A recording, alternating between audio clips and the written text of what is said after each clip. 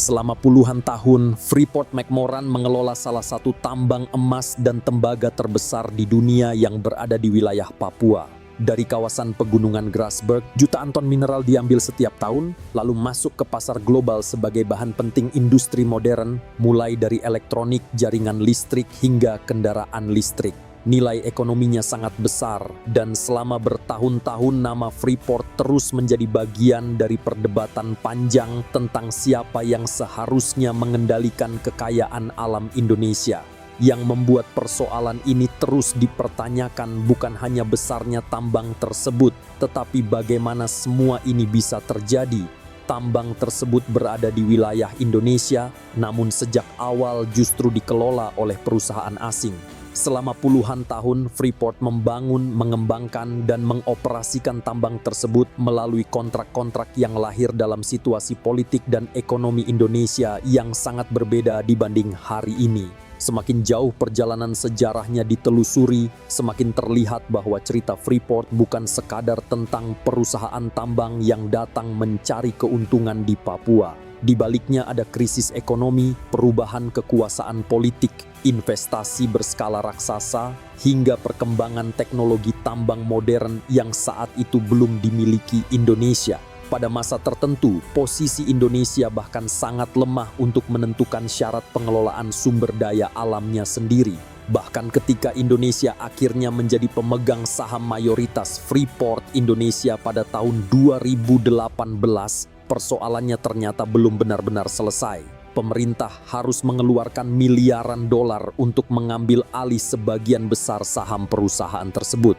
Namun di saat yang sama, izin operasi tambang juga diperpanjang hingga puluhan tahun ke depan, sementara kendali teknis operasional tetap berada di tangan Freeport sebagai operator utama. Pertanyaannya kemudian bukan sekadar mengapa Freeport bisa mengelola tambang sebesar Grasberg, melainkan bagaimana sebuah kontrak dapat memengaruhi arah pengelolaan kekayaan alam Indonesia selama puluhan tahun. Mengapa posisi tawar negara saat itu begitu lemah? Siapa yang sebenarnya paling diuntungkan? Dan apakah kepemilikan saham mayoritas benar-benar berarti Indonesia sudah sepenuhnya berdaulat atas tambang tersebut? Inilah kisah tentang tambang Papua, tentang salah satu kekayaan alam terbesar di Indonesia, tentang negara yang berusaha membangun diri di tengah krisis, tentang perusahaan global yang datang dengan modal dan teknologi, tentang keputusan-keputusan politik yang dampaknya bertahan lintas generasi, dan tentang pertanyaan panjang mengenai siapa yang sebenarnya mengendalikan kekayaan di tanah Papua.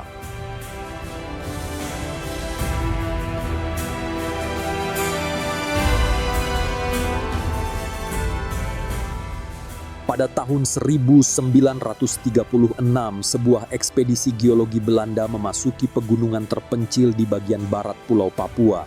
Pada masa itu, wilayah tersebut masih hampir kosong di peta Hindia Belanda. Tidak ada jalan raya, tidak ada jalur kendaraan, dan tidak ada pemukiman besar yang bisa membantu kebutuhan perjalanan mereka.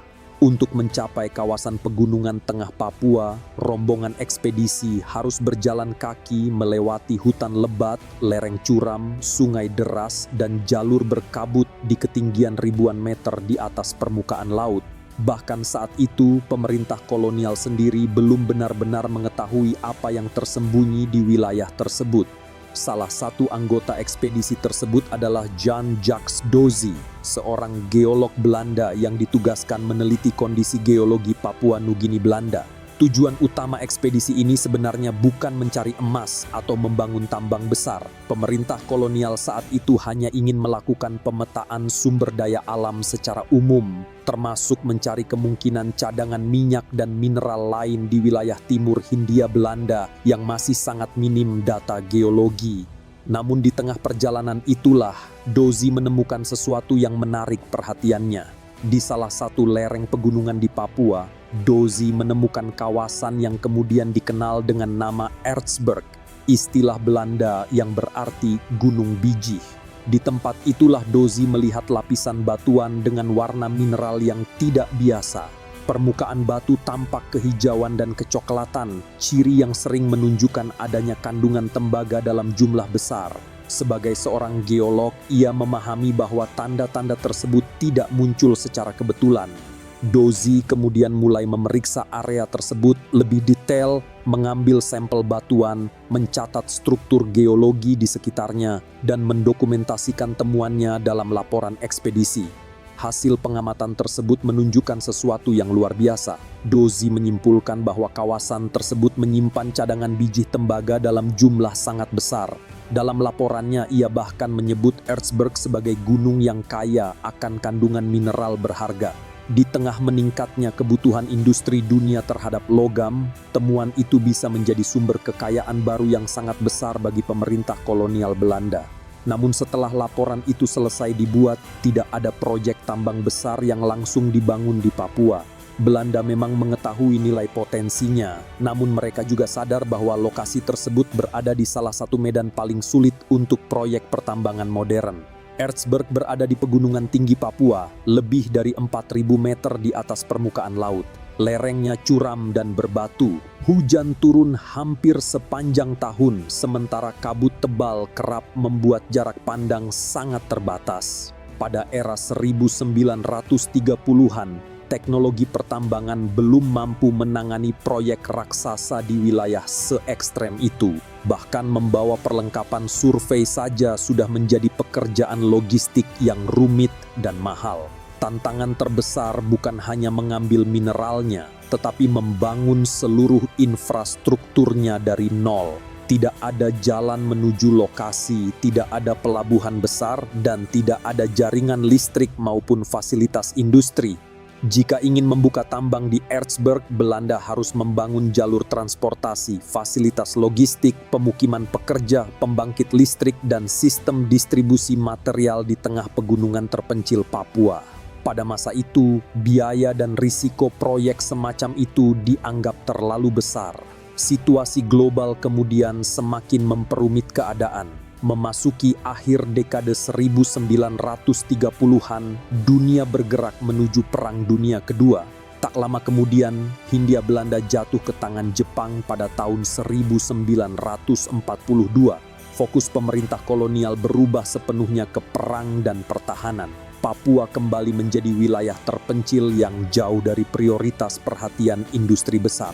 Akibatnya, laporan Jean-Jacques Dozy tidak langsung dikembangkan menjadi proyek eksploitasi tambang. Dokumen itu hanya tersimpan dalam arsip geologi peninggalan masa kolonial, sementara pegunungan Ertsberg tetap sunyi dan terisolasi selama bertahun-tahun.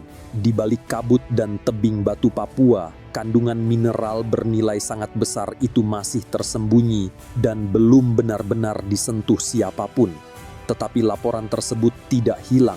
Catatan geologi yang dibuat Dozy tetap tersimpan, menunggu seseorang yang suatu hari melihatnya bukan sebagai temuan yang mustahil dijangkau, melainkan sebagai peluang besar yang belum dimanfaatkan.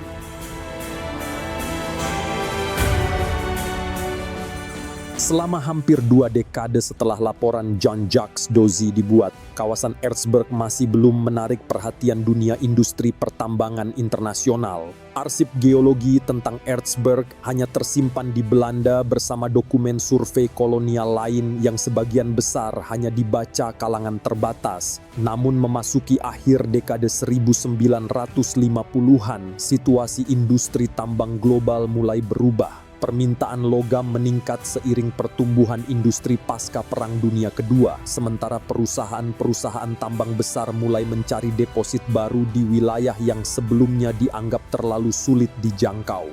Di tengah situasi itulah, seorang geolog sekaligus eksekutif tambang Amerika bernama Forbes Wilson mendengar tentang laporan lama Dozy dari seorang rekannya di Belanda. Wilson kala itu bekerja untuk Freeport Sulphur Company, perusahaan asal Amerika Serikat yang pada masa itu sebenarnya belum dikenal sebagai raksasa tambang tembaga dunia.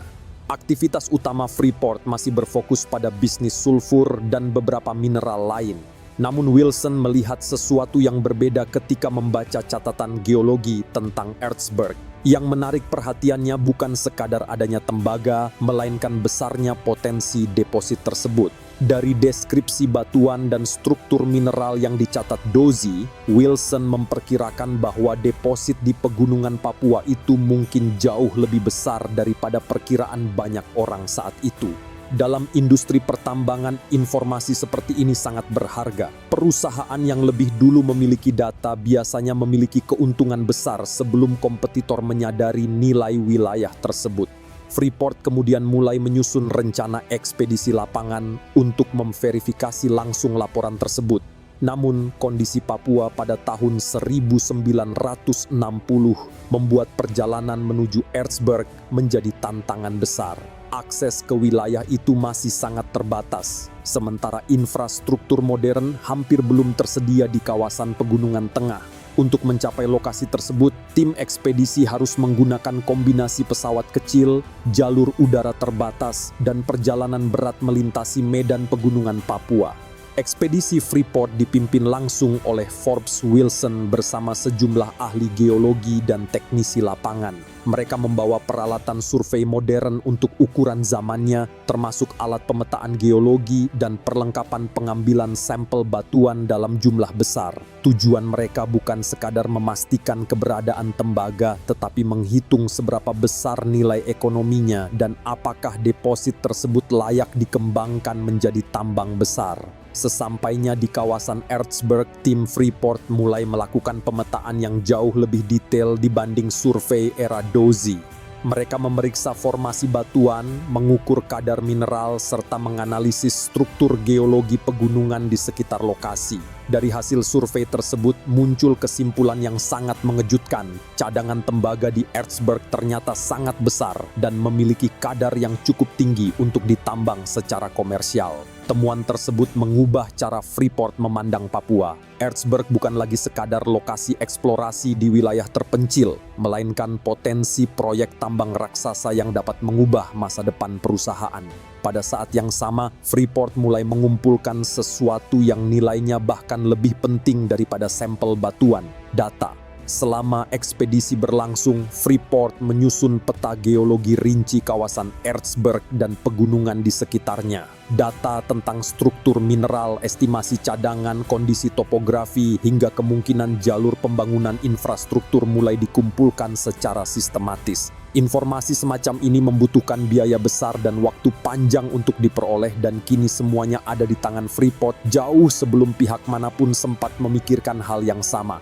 Indonesia pada masa itu belum memiliki kapasitas survei geologi modern yang memadai untuk wilayah pegunungan Papua. Pemerintah Indonesia juga masih menghadapi berbagai persoalan besar setelah kemerdekaan, mulai dari konflik daerah, ketidakstabilan politik, hingga pembangunan ekonomi dasar.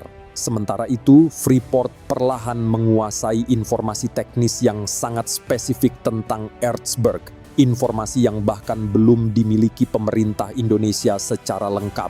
Dan di titik inilah keunggulan Freeport mulai terbentuk.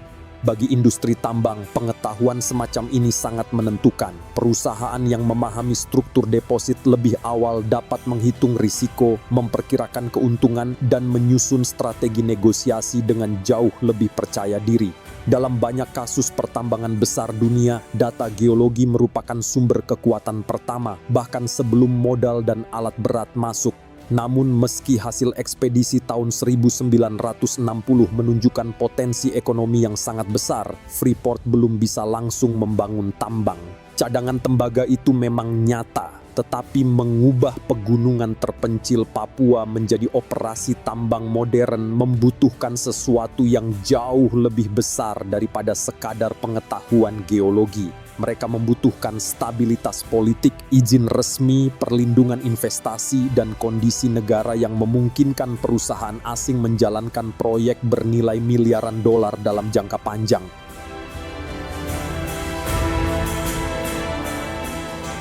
Ekspedisi tahun 1960 menegaskan bahwa Erzberg bukan sekadar prospek biasa. Cadangan tembaga di pegunungan Papua memiliki nilai ekonomi yang sangat besar, dan Freeport-McMoRan kini menjadi satu-satunya pihak yang memegang datanya secara lengkap.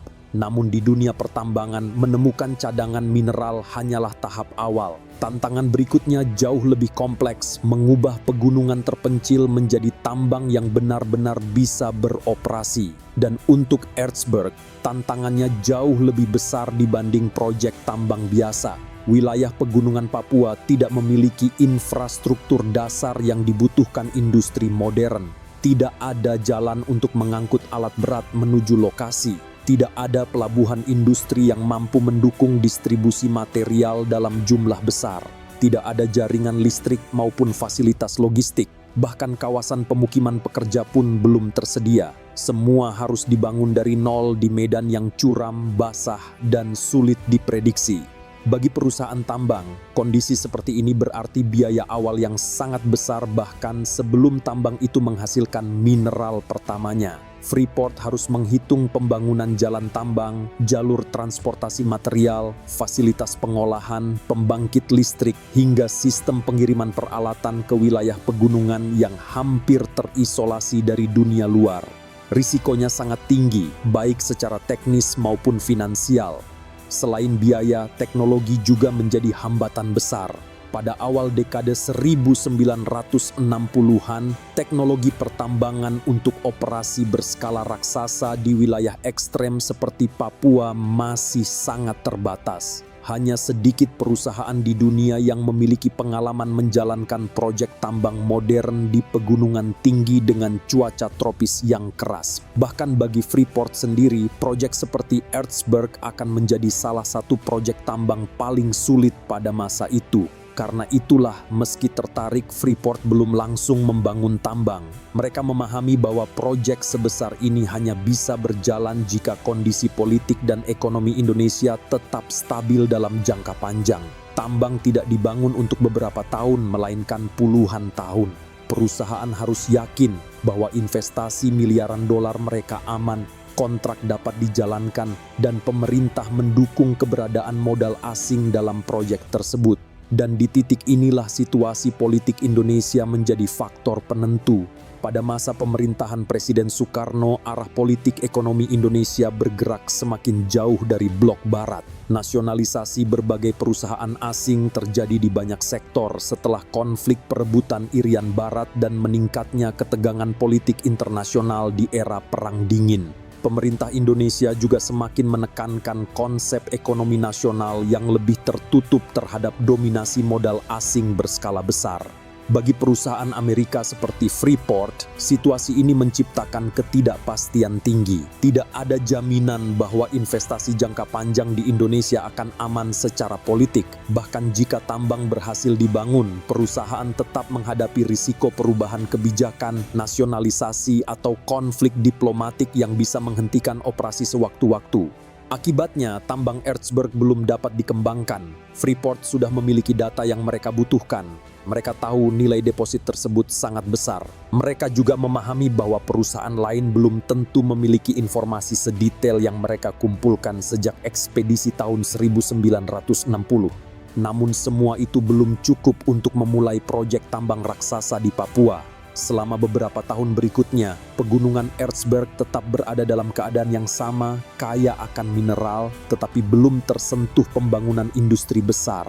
Sementara itu, Freeport terus memantau situasi politik Indonesia dari kejauhan, menunggu perubahan yang dapat membuat proyek itu lebih aman untuk dijalankan. Dan perubahan itu akhirnya datang, bukan karena munculnya teknologi baru yang menyelesaikan semua persoalan, melainkan karena Indonesia memasuki periode pergolakan politik yang mengubah arah negara secara drastis.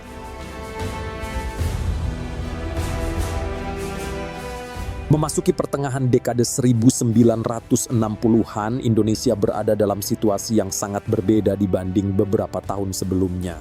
Pergolakan politik pasca peristiwa G30S tahun 1965 mengubah arah kekuasaan nasional secara drastis. Di tengah konflik politik, pembubaran PKI, dan pergeseran pengaruh militer, kondisi ekonomi Indonesia juga berada di titik yang sangat buruk. Inflasi melonjak hingga ratusan persen, nilai rupiah merosot tajam, produksi industri melemah, dan infrastruktur banyak yang terbengkalai. Pemerintah menghadapi kekurangan devisa dan kesulitan membiayai kebutuhan dasar negara. Dalam situasi seperti itu, stabilitas ekonomi menjadi kebutuhan politik yang mendesak bagi pemerintahan baru di bawah kepemimpinan Soeharto. Bagi rezim yang baru naik, pemulihan ekonomi bukan sekadar tentang pembangunan, tetapi juga tentang mempertahankan legitimasi kekuasaan. Pemerintah membutuhkan hasil nyata untuk menunjukkan bahwa arah baru Indonesia mampu membawa stabilitas setelah periode panjang ketegangan politik era demokrasi terpimpin. Salah satu cara tercepat untuk mendapatkan modal dan devisa adalah membuka kembali pintu bagi investasi asing. Pada tahun 1967, pemerintah mengesahkan Undang-Undang Penanaman Modal Asing atau UU PMA. Kebijakan ini menjadi titik balik besar dalam arah ekonomi Indonesia. Jika sebelumnya hubungan dengan perusahaan barat cenderung penuh ketegangan, kini pemerintah Orde Baru justru mulai menawarkan berbagai kemudahan bagi investor asing untuk masuk ke sektor-sektor strategis, termasuk pertambangan. Di saat yang sama, Freeport-McMoRan sudah berada beberapa langkah di depan. Freeport tidak datang ke Indonesia tanpa persiapan. Sejak ekspedisi tahun 1960, mereka telah mengumpulkan data geologi detail tentang Ertsberg. Mereka memahami potensi depositnya, memperkirakan nilai ekonominya, dan mengetahui tantangan teknis yang akan dihadapi. Dalam industri tambang, pihak yang paling memahami cadangan mineral biasanya memiliki posisi tawar paling kuat. Sementara itu, pemerintah Indonesia sedang berada dalam posisi yang jauh lebih lemah. Negara membutuhkan investasi besar, tetapi belum memiliki modal, teknologi, maupun pengalaman mengembangkan tambang modern di wilayah ekstrem seperti Papua. Bahkan data geologi rinci tentang Ertsberg pun belum sepenuhnya dimiliki pemerintah Indonesia sendiri. Dalam kondisi itulah negosiasi kontrak karya pertama dilakukan. Pada tahun 1967, Freeport resmi menjadi perusahaan asing pertama yang menandatangani kontrak karya dengan pemerintah Indonesia di era Orde Baru. Kesepakatan tersebut memberi Freeport hak untuk mengeksplorasi dan menambang wilayah Ertsberg dalam jangka panjang.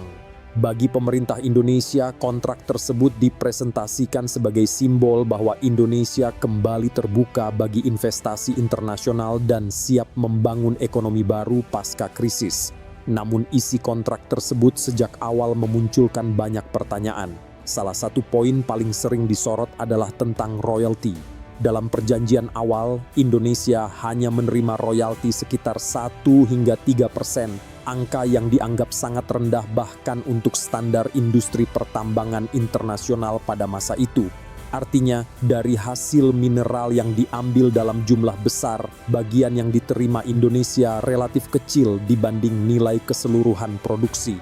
Selain itu, wilayah konsesi yang diberikan kepada Freeport juga sangat luas. Perusahaan memperoleh hak eksplorasi dan pengelolaan atas area besar di Papua, termasuk wilayah yang saat itu belum dipetakan secara detail oleh Indonesia.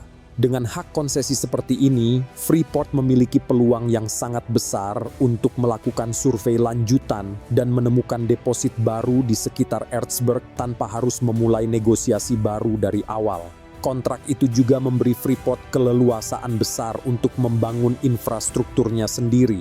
Freeport memperoleh hak untuk mengembangkan fasilitas pendukung operasi tambang, termasuk jalur transportasi, kawasan operasional, dan sistem logistik yang mereka butuhkan. Dalam praktiknya, hal ini membuat perusahaan memiliki kontrol sangat besar atas kawasan operasinya di Papua. Masa berlaku kontraknya pun sangat panjang, disertai mekanisme perpanjangan yang dinilai menguntungkan perusahaan. Bagi investor asing, jaminan jangka panjang memang penting karena proyek tambang membutuhkan investasi awal yang sangat besar.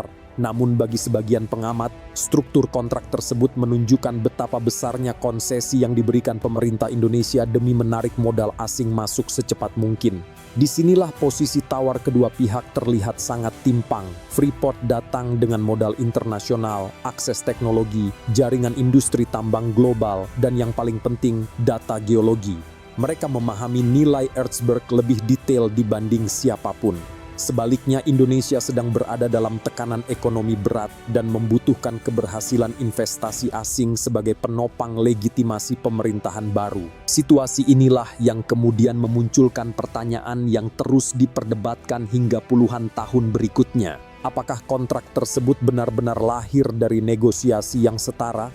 Sejumlah kritik juga mulai muncul mengenai kemungkinan adanya kedekatan antara elit politik Orde Baru dengan kepentingan bisnis asing yang masuk pada masa awal pemerintahan Soeharto. Hingga hari ini, isu tersebut masih menjadi perdebatan panjang dalam sejarah ekonomi Indonesia. Tidak semua tuduhan memiliki bukti hukum yang jelas, tetapi fakta bahwa banyak kontrak strategis era awal Orde Baru yang dianggap sangat menguntungkan investor asing membuat pertanyaan tersebut terus muncul dalam pembahasan tentang Freeport. Terlepas dari semua kontroversi itu, satu hal menjadi jelas pada tahun 1967, jalan menuju eksploitasi tambang Papua akhirnya terbuka. Setelah puluhan tahun hanya tersimpan dalam laporan geologi dan ekspedisi survei, Ertsberg kini resmi masuk ke dalam proyek industri berskala besar. Tetapi menandatangani kontrak hanyalah permulaan. Freeport masih harus menghadapi tantangan yang jauh lebih berat, membangun operasi tambang modern di salah satu wilayah paling sulit dijangkau di dunia.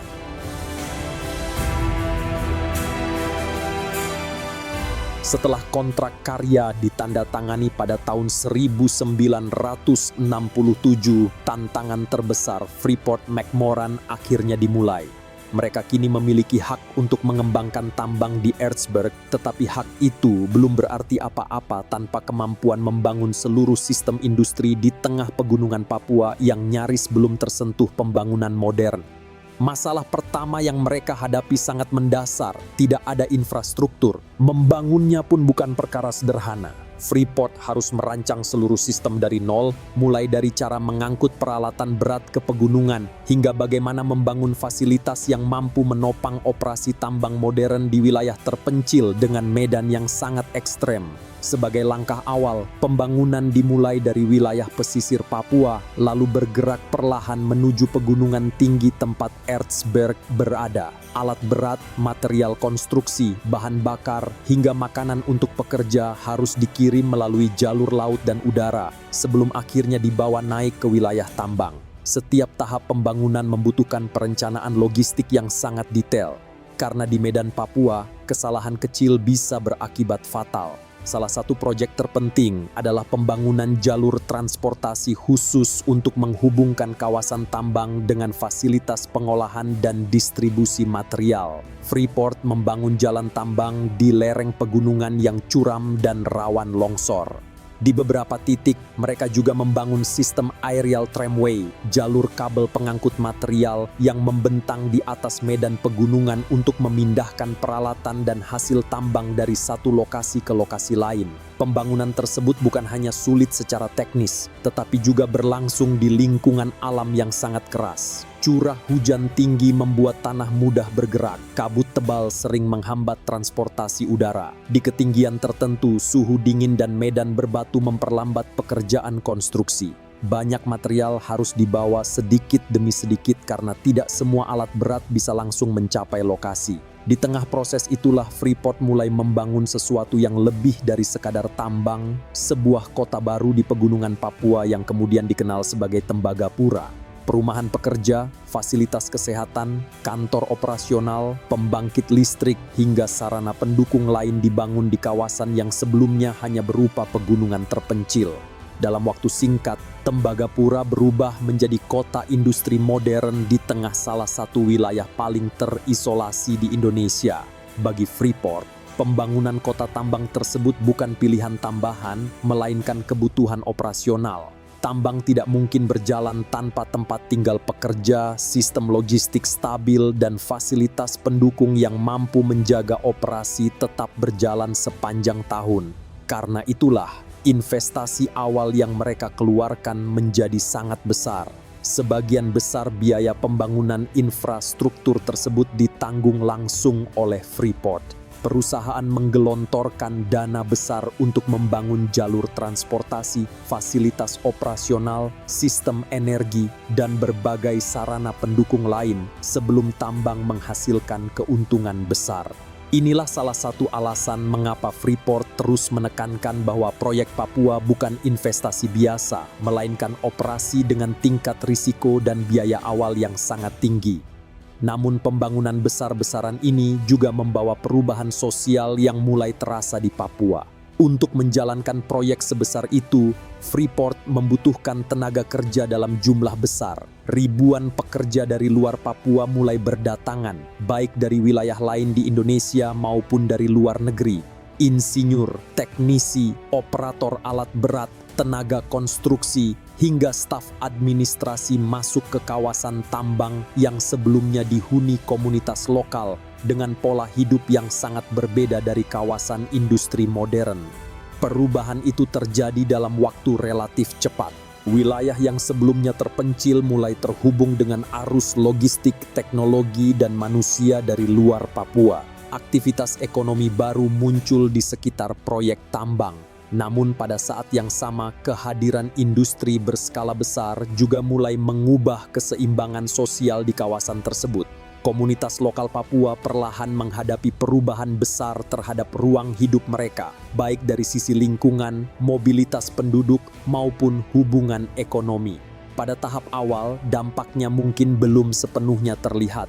Fokus utama masih tertuju pada pembangunan dan bagaimana Freeport berusaha membuat tambang di pegunungan Papua benar-benar bisa beroperasi. Tetapi benih perubahan sosial itu sudah mulai tumbuh sejak fase pembangunan awal itu berlangsung. Memasuki awal 1970-an, sebagian besar infrastruktur dasar akhirnya mulai berdiri. Jalur logistik terbentuk, kawasan operasional mulai berjalan, sistem transportasi, energi, dan pendukung tambang mulai terhubung satu sama lain. Setelah bertahun-tahun hanya menjadi laporan, rencana, dan survei geologi, Ertsberg perlahan berubah menjadi operasi pertambangan nyata. Namun pembangunan infrastruktur hanyalah satu bagian dari tantangan besar di Papua. Setelah tambang benar-benar mulai beroperasi, Freeport segera menghadapi kenyataan bahwa mempertahankan produksi di lingkungan sekeras ini akan menjadi perjuangan panjang yang jauh lebih rumit daripada sekadar membangun fasilitas di awal proyek.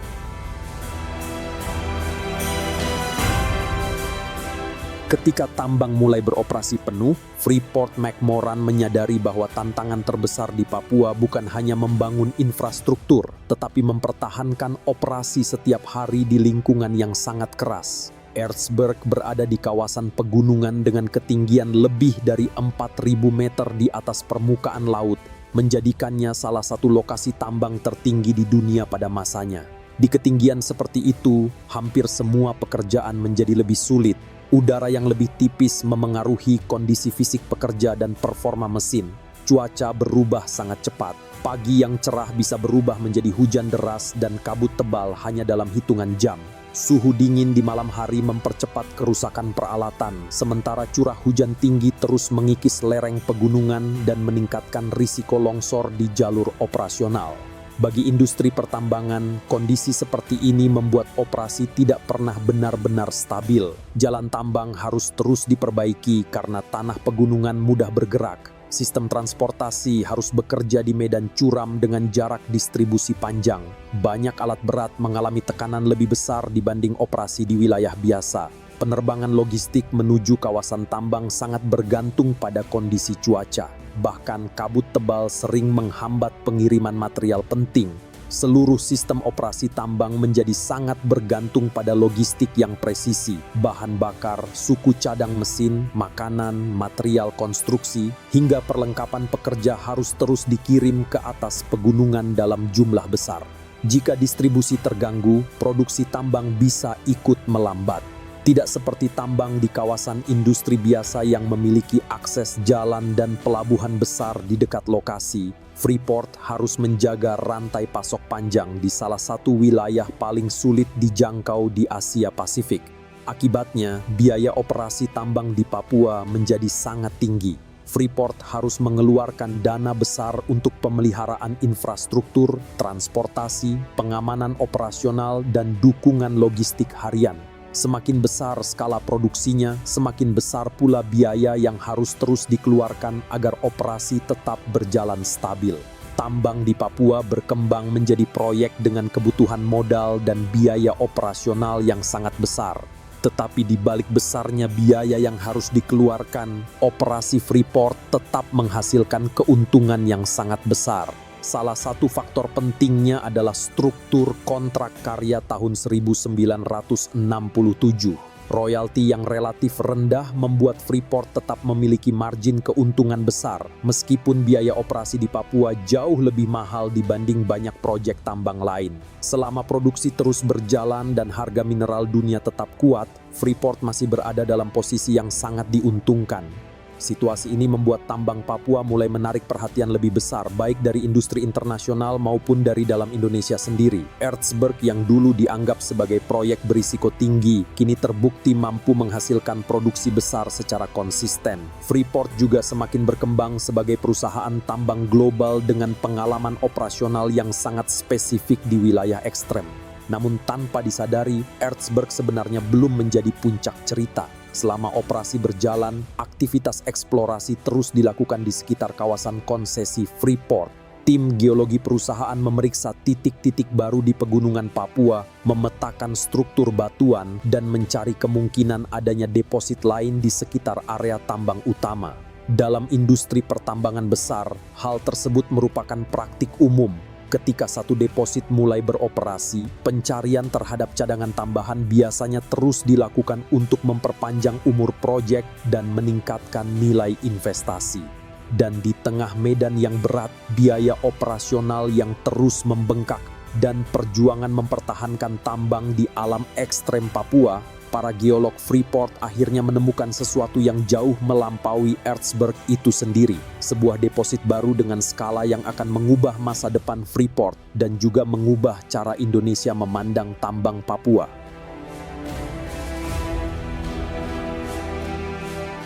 Pada akhir dekade 1980-an, operasi tambang Freeport McMoran di Papua sebenarnya sudah dianggap berhasil. Ertsberg terus memproduksi tembaga dalam jumlah besar, infrastruktur utama telah berdiri, dan perusahaan mulai memperoleh keuntungan signifikan dari proyek yang dulu dianggap terlalu berisiko untuk dijalankan. Tetapi di balik aktivitas produksi yang terus berjalan itu, eksplorasi geologi di sekitar kawasan tambang tidak pernah benar-benar berhenti. Tim eksplorasi Freeport terus memeriksa area pegunungan di sekitar konsesi mereka. Helikopter keluar masuk lembah dan lereng pegunungan Papua membawa ahli geologi, peralatan survei, dan sampel batuan. Dalam industri tambang, menemukan cadangan tambahan di sekitar tambang utama bisa memperpanjang umur operasi tambang tersebut. Namun pada tahun 1988 yang ditemukan Freeport jauh melampaui sekadar tambahan cadangan biasa. Di kawasan pegunungan yang tidak jauh dari Ertsberg, para geolog menemukan deposit mineral baru dengan skala yang sangat besar. Lokasi tersebut kemudian dikenal sebagai Grasberg. Hasil survei awal segera menunjukkan bahwa kandungan emas dan tembaga di Grasberg berada pada tingkat yang luar biasa. Deposit tersebut bukan hanya besar menurut standar Indonesia, tetapi termasuk salah satu yang terbesar di dunia. Jumlah emas yang terkandung di dalamnya mencapai level yang mengubah seluruh nilai ekonomi operasi Freeport di Papua. Jika Ertsberg menjadi fondasi awal proyek tambang Freeport, maka Grasberg mengubah proyek tersebut menjadi salah satu aset pertambangan paling berharga di planet ini. James R. Moffat, yang merupakan pimpinan Freeport pada masa itu, melihat penemuan Grasberg sebagai titik balik besar bagi perusahaan. Di bawah kepemimpinannya, Freeport mulai memperluas pengembangan tambang di Papua secara agresif. Nilai perusahaan melonjak karena pasar internasional memahami bahwa Freeport kini menguasai salah satu deposit emas dan tembaga terbesar yang pernah ditemukan dalam sejarah pertambangan modern. Grasberg ditemukan di dalam wilayah yang sejak awal sudah masuk dalam hak konsesi Freeport, dan kekayaan terbesar Papua itu pun otomatis jatuh ke tangan perusahaan asing, sementara Indonesia hanya bisa menyaksikannya dari kontrak yang sudah terlanjur ditandatangani. Secara hukum, perusahaan tetap beroperasi menggunakan dasar perjanjian yang telah disepakati sejak era awal Orde Baru. Padahal nilai ekonominya kini berubah sangat jauh dibanding kondisi saat kontrak pertama dibuat pada tahun 1967. Disinilah salah satu kontroversi terbesar dalam sejarah Freeport di Indonesia mulai muncul. Ketika kontrak karya pertama disusun, fokus utamanya adalah Ertsberg.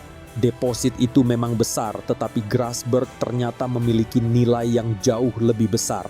Cadangan emas dan tembaganya melampaui perkiraan ekonomi proyek awal.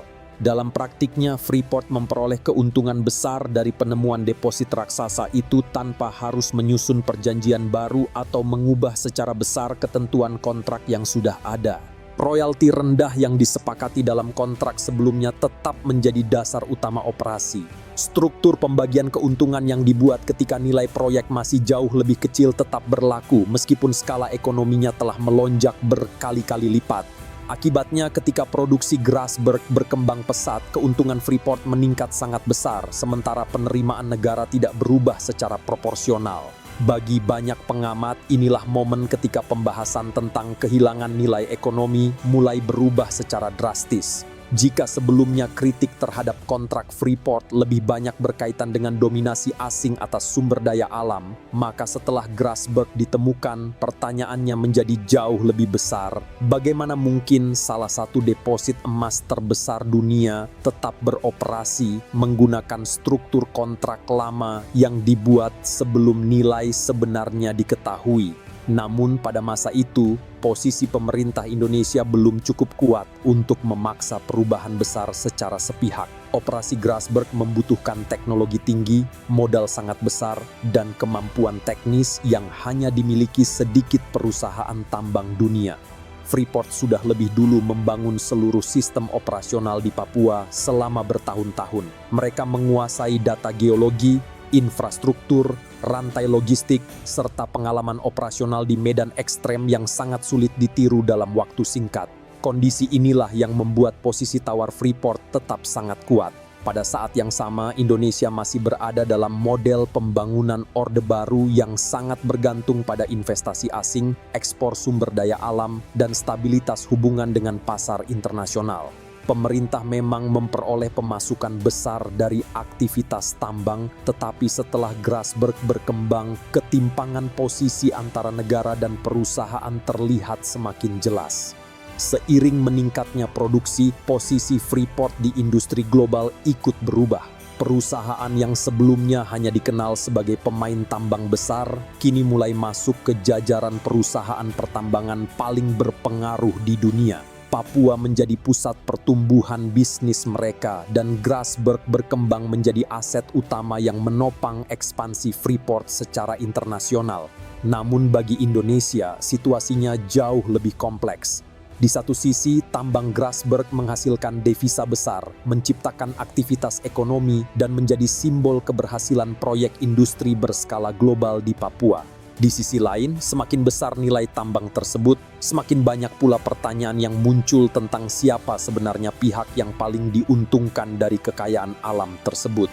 Karena sejak awal, mekanisme kontraknya tidak pernah dirancang untuk menghadapi deposit sebesar Grasberg. Dan ketika dunia mulai memahami nilai sebenarnya dari tambang Papua, Freeport sudah berada di posisi yang sangat sulit digeser. Dengan kendali atas salah satu cadangan emas dan tembaga terbesar di dunia, perusahaan tersebut berubah menjadi kekuatan pertambangan global yang pengaruhnya jauh melampaui proyek Ertsberg tempat semua cerita ini bermula.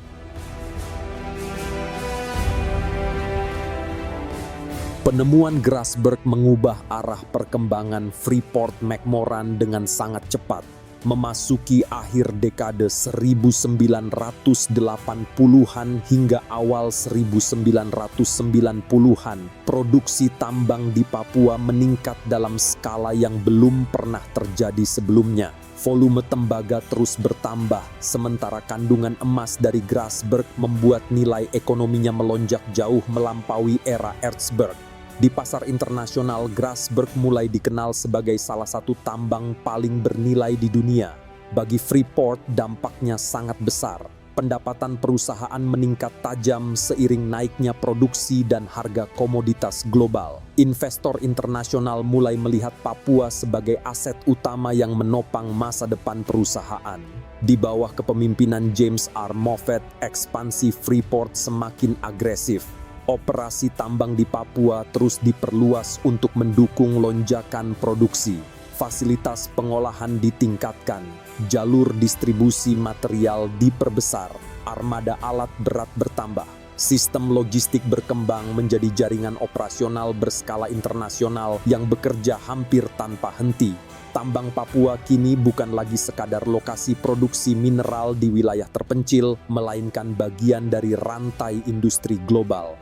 Tembaga dari Grasberg masuk ke pasar internasional untuk kebutuhan industri elektronik, kabel, konstruksi, dan manufaktur dunia. Emasnya menjadi komoditas bernilai tinggi di pasar global. Operasi Freeport di Papua juga melibatkan jaringan panjang perusahaan kontraktor, pemasok alat berat, lembaga keuangan internasional, hingga teknologi pertambangan modern dari berbagai negara. Namun semakin besar operasi tambang berkembang, semakin kompleks pula sistem yang menopangnya.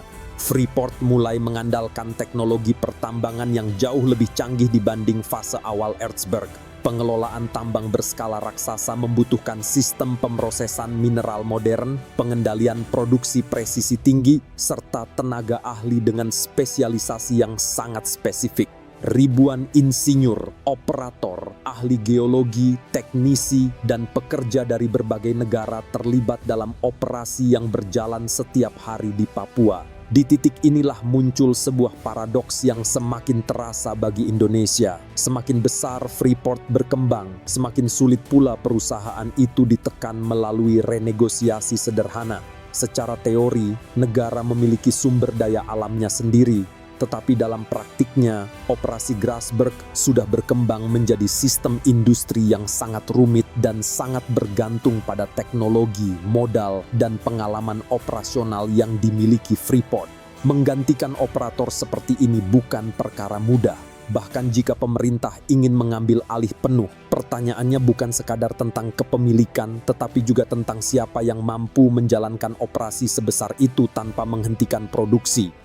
Ketergantungan teknis inilah yang membuat posisi tawar Freeport tetap sangat kuat meskipun kritik terhadap kontrak lama mulai meningkat.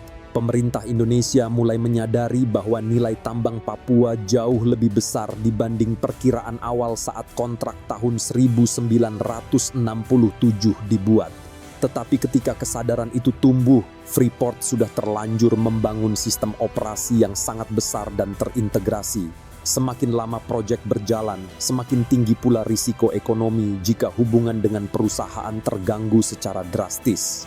Dalam situasi seperti itulah, kontrak karya baru ditandatangani pada tahun 1991.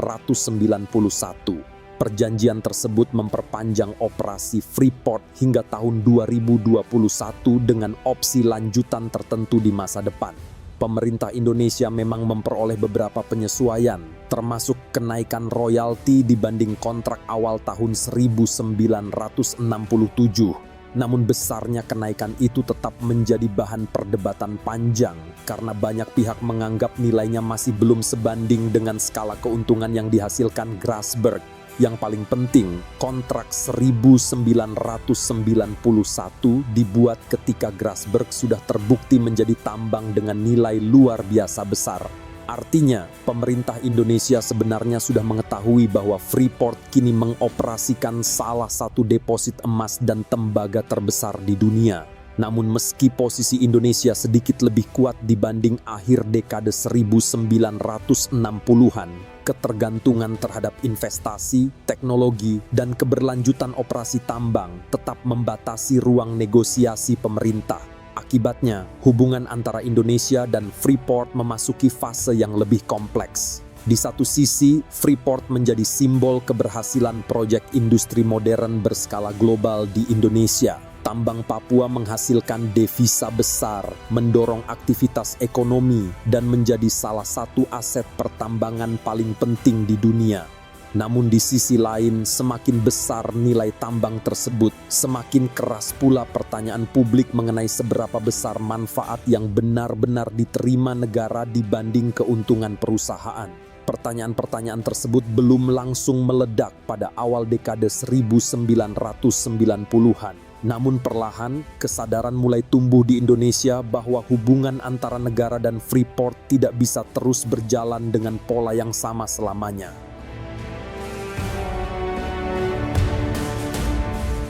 Memasuki era reformasi, hubungan antara Indonesia dan Freeport-McMoRan mulai berubah secara signifikan.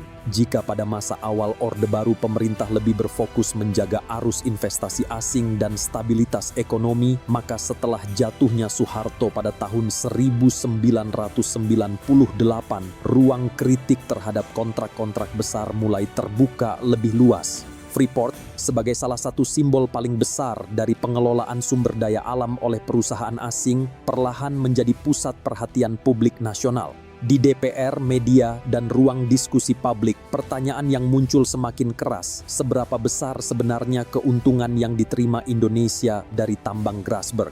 Perdebatan tidak lagi hanya soal keberadaan perusahaan asing, tetapi juga soal ketimpangan manfaat ekonomi. Banyak pihak mulai menyoroti bagaimana tambang dengan nilai luar biasa besar masih beroperasi menggunakan struktur kontrak yang dianggap terlalu menguntungkan perusahaan. Isu royalti, pembagian keuntungan, perpajakan, hingga kontrol negara atas sumber daya alam mulai menjadi pembahasan politik yang terus menguat.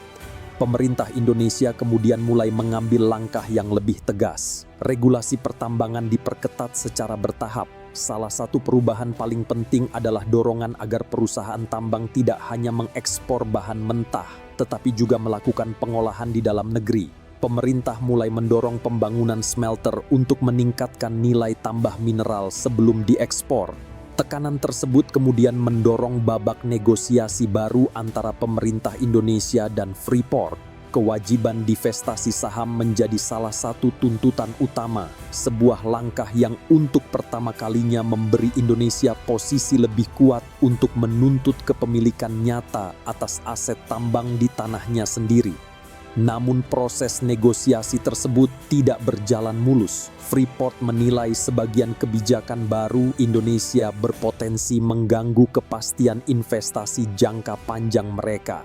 Perusahaan berargumen bahwa operasi tambang di Papua membutuhkan biaya sangat besar dan kestabilan regulasi merupakan syarat utama agar investasi tetap berjalan.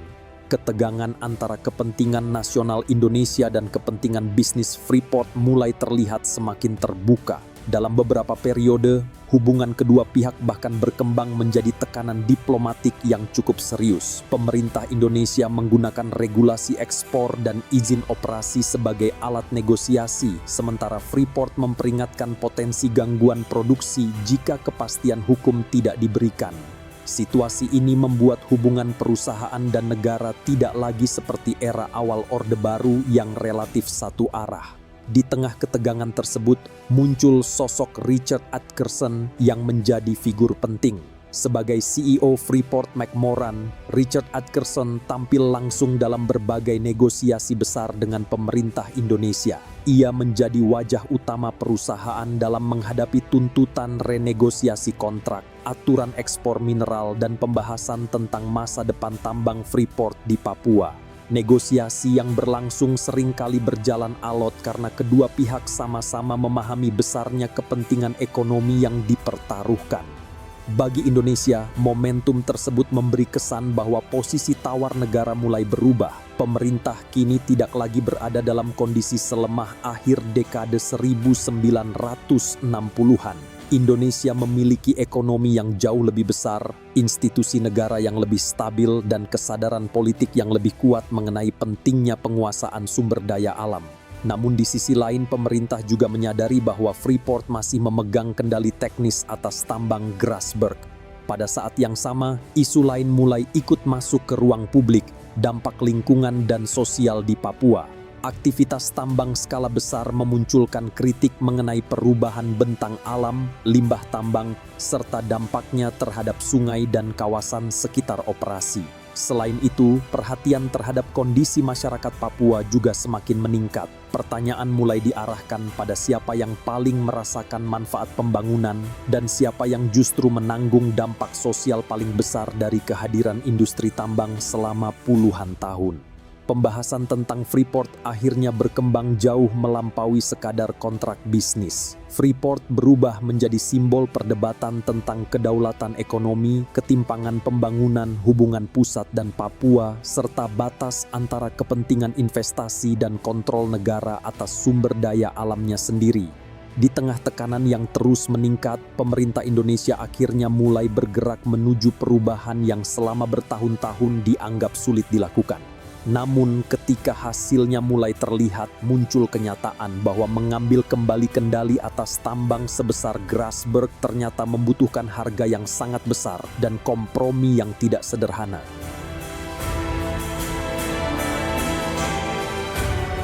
Pada tahun 2018, pemerintah Indonesia mengumumkan sebuah langkah yang langsung dianggap bersejarah. Melalui holding tambang nasional yang kini dikenal sebagai MIND ID, Indonesia resmi menjadi pemegang saham mayoritas Freeport Indonesia dengan kepemilikan sebesar 51,2%. Bagi banyak orang, momen ini terlihat seperti titik balik besar setelah puluhan tahun kontroversi. Untuk pertama kalinya sejak awal operasi tambang modern di Papua, Indonesia berada di posisi mayoritas dalam kepemilikan perusahaan yang mengelola Grasberg. Pemerintah mempresentasikan langkah ini sebagai bentuk penguatan kedaulatan negara atas sumber daya alam strategis. Di bawah pemerintahan Presiden Joko Widodo, divestasi Freeport memang dijadikan salah satu simbol penting bahwa Indonesia kini memiliki posisi tawar lebih kuat dibanding masa lalu. Setelah bertahun-tahun hubungan dengan Freeport dipenuhi negosiasi panjang dan tekanan politik, kesepakatan tersebut dipandang sebagai hasil nyata dari perubahan arah kebijakan negara. Namun, ketika detail kesepakatan mulai diperhatikan lebih jauh, situasinya ternyata jauh lebih kompleks daripada sekadar Indonesia mengambil alih Freeport. Salah satu hal paling banyak dibahas adalah harga yang harus dibayar untuk memperoleh saham mayoritas tersebut. Indonesia mengeluarkan sekitar 3,85 miliar dolar Amerika untuk menyelesaikan proses divestasi. Angka ini sangat besar, bahkan untuk skala investasi negara. Di titik inilah muncul kritik yang sangat tajam. Indonesia dinilai harus membayar mahal untuk mendapatkan kendali atas kekayaan alam yang berada di wilayahnya sendiri. Bagi sebagian pihak, situasi ini dianggap sebagai konsekuensi langsung dari struktur kontrak masa lalu. Setelah puluhan tahun penguasaan operasional berkembang di bawah Freeport, pemerintah tidak bisa begitu saja mengambil alih tanpa konsekuensi ekonomi besar. Jalan yang tersedia justru berupa pembelian saham melalui mekanisme bisnis internasional. Namun kesepakatan divestasi tersebut tidak datang tanpa kompromi. Sebagai bagian dari perundingan, izin operasi Freeport diperpanjang hingga tahun 2041 melalui perubahan status dari kontrak karya menjadi izin usaha pertambangan khusus atau IUPK. Artinya, meskipun Indonesia memperoleh mayoritas saham, Freeport juga mendapatkan kepastian jangka panjang untuk tetap menjalankan operasi tambang di Papua selama beberapa dekade berikutnya. Selain itu, Freeport tetap menjadi operator utama tambang, sebuah detail yang sangat penting tetapi sering tidak terlalu terlihat dalam perdebatan publik. Kepemilikan saham mayoritas memang berpindah ke Indonesia, tetapi pengelolaan teknis dan manajerial operasi tetap berada di tangan Freeport. Perusahaan masih memegang kendali atas sistem produksi, teknologi tambang, manajemen operasional, dan berbagai aspek teknis yang sangat kompleks di Grasberg. Dalam praktiknya, Indonesia memang memiliki porsi kepemilikan lebih besar, tetapi belum sepenuhnya bisa menjalankan tambang secara mandiri. Kesepakatan tersebut juga memasukkan kewajiban pembangunan smelter sebagai syarat penting. Pemerintah ingin memastikan bahwa pengolahan mineral dilakukan di dalam negeri agar nilai tambah ekonomi tidak seluruhnya hilang melalui ekspor bahan mentah. Smelter kemudian menjadi bagian penting dari narasi hilirisasi sumber daya alam yang didorong pemerintah Indonesia pada periode tersebut. Namun semakin detail kesepakatan dibahas, semakin jelas bahwa persoalan Freeport tidak sesederhana soal kepemilikan saham. Pertanyaan yang mulai muncul kemudian, Apakah mayoritas saham otomatis berarti kedaulatan penuh? Dalam dunia industri modern, kepemilikan dan pengendalian tidak selalu berada di tangan yang sama. Sebuah negara bisa memiliki saham mayoritas, tetapi tetap bergantung pada pihak lain untuk menjalankan teknologi, operasional, dan sistem produksi yang sangat kompleks. Dan dalam kasus Grasberg, ketergantungan itu masih sangat besar. Selama puluhan tahun, Freeport telah membangun pengalaman teknis, sistem logistik, jaringan tenaga ahli, dan kemampuan operasional yang sangat spesifik untuk tambang Papua. Menggantikan semua itu tidak bisa dilakukan hanya dengan perubahan struktur saham. Dibutuhkan waktu panjang, transfer keahlian, dan kemampuan industri yang jauh lebih dalam. Karena itu, divestasi tahun 2018 menjadi semacam titik gantung dalam sejarah Freeport di Indonesia. Di satu sisi, pemerintah berhasil menjadi pemegang saham mayoritas yang dulu tampak mustahil. Namun di sisi lain, banyak aspek penting operasi tambang tetap berada di bawah pengaruh dan kemampuan teknis Freeport sendiri. Dan sementara perdebatan tentang arti penguasaan terus berlangsung, operasi tambang di Papua tetap berjalan. Bahkan memasuki era baru ini, sistem pertambangan Grasberg berkembang menjadi operasi yang semakin rumit dan semakin bergantung pada teknologi modern. Setelah divestasi 2018, Indonesia memang resmi menjadi pemegang saham mayoritas Freeport Indonesia. Secara politik, langkah tersebut dipresentasikan sebagai langkah besar dalam penguasaan sumber daya nasional. Tetapi semakin dalam operasi Grasberg dipahami, semakin terlihat bahwa persoalannya tidak sesederhana siapa yang memegang mayoritas saham. Karena tambang tersebut bukan lagi sekadar gunung yang digali, lalu mineralnya diangkut keluar. Operasi Grasberg saat ini sebagian besar berada di bawah tanah, jauh di dalam struktur pegunungan Papua. Sistem tambangnya menggunakan metode block caving, salah satu teknik penambangan paling rumit dalam industri pertambangan modern. Untuk menjalankannya, perusahaan harus membangun jaringan terowongan raksasa di bawah gunung, mengontrol tekanan batuan agar runtuh secara terarah, lalu mengangkut jutaan ton material melalui sistem bawah tanah yang bekerja hampir tanpa henti. Dalam operasi seperti ini, kesalahan kecil bisa berdampak besar. Pergerakan batuan harus dipantau terus-menerus menggunakan sensor dan pemetaan digital.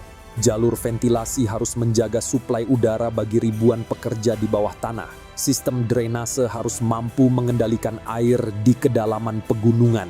Bahkan distribusi alat berat dan material tambang dilakukan melalui jaringan terowongan yang kompleks dan sangat bergantung pada koordinasi teknologi modern. Inilah alasan mengapa hanya sedikit perusahaan di dunia yang benar-benar mampu menjalankan tambang bawah tanah sebesar Grasberg secara stabil dalam jangka panjang. Tetapi teknologi hanyalah satu bagian dari persoalan. Selama puluhan tahun, Freeport-McMoRan membangun sistem operasional yang sangat spesifik di Papua. Mereka memiliki tim geologi yang memahami karakter batuan Grasberg, insinyur yang terbiasa bekerja di lingkungan tambang bawah tanah skala besar, serta jaringan tenaga ahli yang dibentuk melalui pengalaman panjang. Pengetahuan inilah yang tidak bisa dipindahkan begitu saja hanya karena struktur saham berubah. Indonesia memang terus meningkatkan keterlibatan tenaga kerja nasional dalam operasi tambang. Semakin banyak insinyur dan teknisi Indonesia terlibat dalam sistem produksi modern di Papua. Namun untuk sepenuhnya menggantikan kemampuan operasional yang dibangun Freeport selama puluhan tahun tetap membutuhkan waktu yang sangat panjang. Karena pada akhirnya tambang modern bukan hanya soal kepemilikan aset, tetapi soal penguasaan pengetahuan dan pengalaman teknis. Dan ketergantungan itu tidak berhenti di dalam kawasan tambang.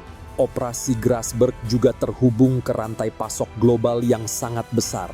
Mesin tambang, sistem kontrol digital, suku cadang industri, perangkat pemrosesan mineral, hingga pembiayaan proyek melibatkan perusahaan dan jaringan internasional dari berbagai negara. Tembaga dan emas yang keluar dari Papua langsung masuk ke pasar dunia, menjadi bagian dari industri elektronik, infrastruktur energi, dan perdagangan komoditas global. Artinya, Grasberg tidak berdiri sendiri sebagai proyek nasional yang bisa dipisahkan begitu saja dari sistem ekonomi internasional. Semakin besar skala tambang berkembang, semakin dalam pula keterikatannya dengan teknologi global, tenaga ahli internasional, dan jaringan industri dunia.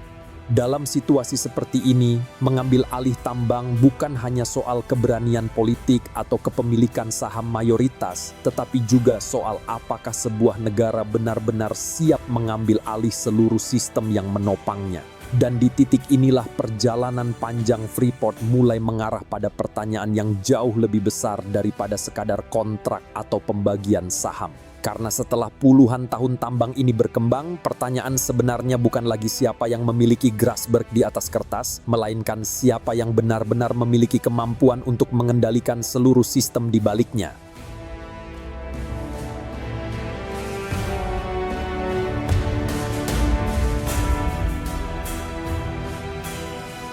Semua cerita ini dimulai dari sebuah laporan geologi pada tahun 1936. Dari sebuah pegunungan terpencil yang saat itu bahkan sulit dijangkau manusia, Jean-Jacques Dozy menemukan singkapan batuan yang kemudian membuka jalan menuju salah satu operasi tambang terbesar di dunia.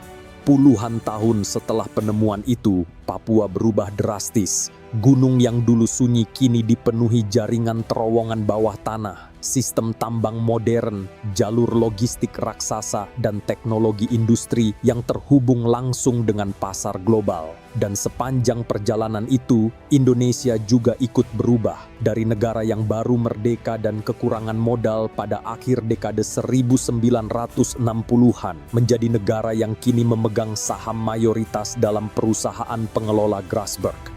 Tetapi perjalanan menuju posisi itu tidak sederhana. Indonesia harus mengeluarkan miliaran dolar untuk memperoleh kembali kendali mayoritas atas tambang yang berada di wilayahnya sendiri. Sebagai bagian dari kesepakatan itu, operasi Freeport-McMoRan juga diperpanjang hingga tahun 2041. Dan meskipun struktur kepemilikan berubah, satu hal tetap bertahan, Freeport masih menjadi operator utama. Teknologi, pengalaman operasional, dan kendali teknis terhadap salah satu tambang bawah tanah paling kompleks di dunia masih berada di tangan perusahaan yang membangun sistem itu selama puluhan tahun. Di titik inilah cerita Freeport menjadi jauh lebih rumit daripada sekadar narasi tentang asing dan nasional. Karena dalam dunia modern, memiliki tidak selalu berarti mengendalikan. Di tengah seluruh perdebatan tentang kontrak, saham, royalti, dan investasi, ada satu pihak yang sering justru paling jarang berada di pusat pembahasan, masyarakat Papua sendiri. Tanah tempat tambang itu berdiri adalah wilayah hidup mereka. Perubahan sosial, lingkungan, dan ekonomi selama puluhan tahun paling dirasakan oleh masyarakat di Papua. Tetapi dalam banyak tahap sejarah Freeport, suara masyarakat lokal sering berada jauh di belakang negosiasi negara, perusahaan, dan kepentingan global. Mungkin karena itulah, hingga hari ini cerita Freeport tidak pernah benar-benar selesai. Cerita itu terus menyisakan pertanyaan yang sulit dijawab secara sederhana. Apakah kepemilikan saham mayoritas berarti Indonesia sudah benar-benar berdaulat atas Grasberg? Jika kontrak karya tahun 1967 disusun dengan posisi tawar yang lebih seimbang, apakah perjalanan ekonomi Indonesia hari ini akan berbeda? Dan setelah puluhan tahun tambang ini menghasilkan kekayaan dalam jumlah luar biasa besar, siapa sebenarnya pihak yang paling banyak memperoleh manfaat dari seluruh perjalanan panjang tersebut? Mungkin tidak ada jawaban tunggal untuk semua pertanyaan itu. Tetapi justru karena itulah cerita tentang Freeport terus dibahas. Bukan hanya sebagai sejarah tambang, melainkan sebagai cerminan tentang bagaimana sebuah negara berhadapan dengan kekayaan alam, kekuasaan global, dan arti kedaulatan di dunia modern.